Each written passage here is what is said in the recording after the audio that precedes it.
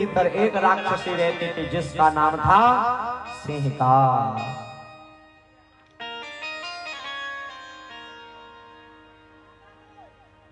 इस सिंहिका के अंदर एक ऐसी कुशलता थी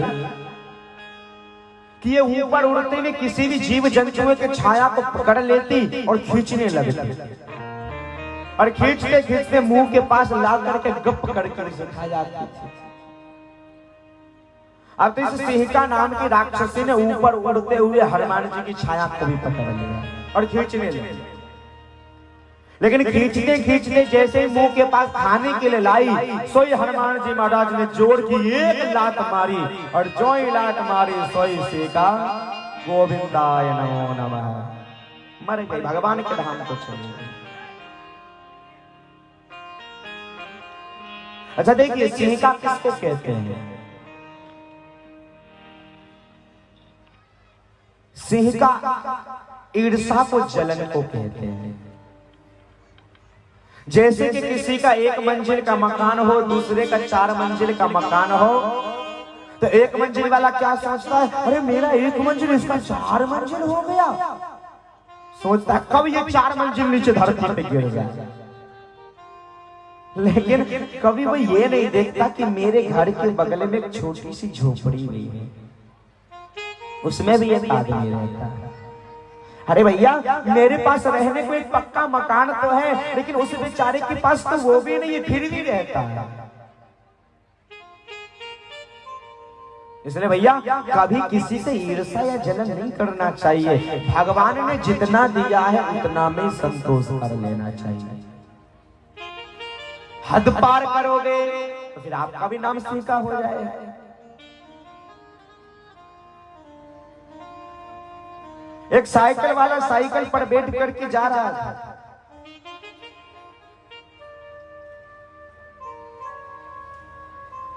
तभी उसके सामने से फॉर्च्यूनर गाड़ी निकली। जो ही तो सामने से फॉर्च्यूनर गाड़ी निकली, वो साइकिल वाला आदमी फॉर्च्यूनर को देख करके ऊपर आकाश में देखा, और आकाश में देख करके भगवान से कहने लगा कि प्रभु क्यों मुझे इस गरीबी में मार रहा है? कम से कम इतनी बड़ी गाड़ी दे दिया होता तो मैं जिंदगी भर तेरा नाम तो लेता, लेकिन तूने मुझे गाड़ी नहीं दी, साइकिल पकड़ा दी। भगवान कुछ नहीं बोले, गाड़ी निकल गई, साइकिल वाला भी आगे गए। आगे जा रहा था तो भैया मारुति सुजुकी निकल रही थी बगल से। उसने उस मारुति गाड़ी को देखा तो फिर आकाश में देखा, कहने लग गया प्रभु बड़ी गाड़ी नहीं दी कोई बात नहीं, लेकिन कम से कम ये छोटी गाड़ी ही दे दिया होता, कम से कम कहीं आता जाता तो इज्जत तो बनी रहती, तूने ये भी नहीं दिया। भगवान फिर भी कुछ नहीं बोले, गाड़ी निकल गई, साइकिल वाला चल गया। थोड़ी देर बाद उसके सामने से एक हीरो होंडा बाइक निकली। बाइक को जब उसने देखा तो बाइक देख करके फिर भगवान की ओर देखा और कहने लग गया, अरे भगवान बड़ी गाड़ी नहीं दी कोई बात नहीं, छोटी गाड़ी नहीं दी कोई बात नहीं, कम से कम ये बाइक ही तो दे दिया होता।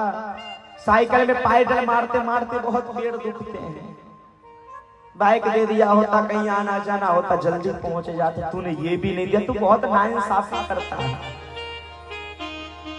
फिर भी भगवान कुछ नहीं बोले, बाइक चली गई, वो आदमी आगे बढ़ा। आगे जब गया तो थोड़ा ही दूर आगे बढ़ा तो उसने देखा कि एक लंगड़ा बेचारा जिसके दोनों पैर कटे हुए थे वो सड़क पर घिसेटते घिसेटते जा रहा था। लंगड़े को देख करके उसने अपनी साइकिल को वहीं रोक डाली, नीचे उतरा और ऊपर देख करके भगवान को धन्यवाद देने लगा कि प्रभु अच्छा हुआ तूने मुझे बड़ी बड़ी गाड़ी नहीं दी, लेकिन कम से कम ये साइकिल चलाने के लिए मुझे 2 पाँव तो दे दिए, तेरा लाख लाख शुक्र है। 2 पाँव दिए ये बहुत बड़ी बात है, क्योंकि इस बेचारे के पास तो वो भी नहीं है, लेकिन तूने मुझे पैडल मारने के लिए 2 पाँव दे दिए, इसलिए तुझे धन्यवाद। इसलिए भैया भगवान जितना दे दे उतना में संतोष कर लो, क्योंकि भगवान हमें वही देता है जिसकी हमें जरूरत है, जरूरत से ज्यादा कभी नहीं मिलती।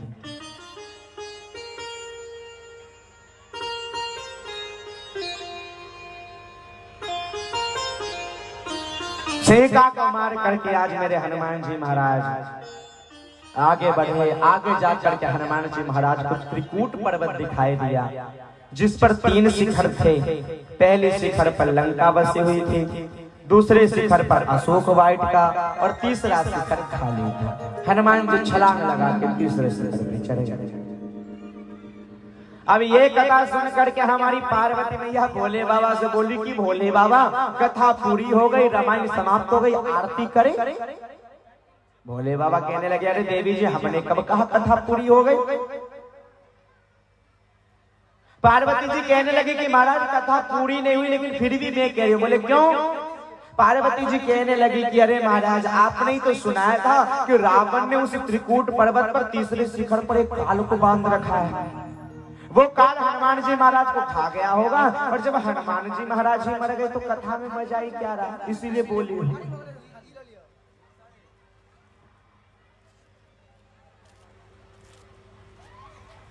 ये बात सुन करके हमारे भोले बाबा को जोर की हंसी आई और कहने लगे कि नहीं देवी, इस दुनिया के अंदर आज तक कोई पैदा नहीं हुआ जो मेरे हनुमान जी महाराज को खा जाए। अरे हनुमान जी महाराज तो कालों के भी काल है, और वो तो महाकाल के अवतार हैं।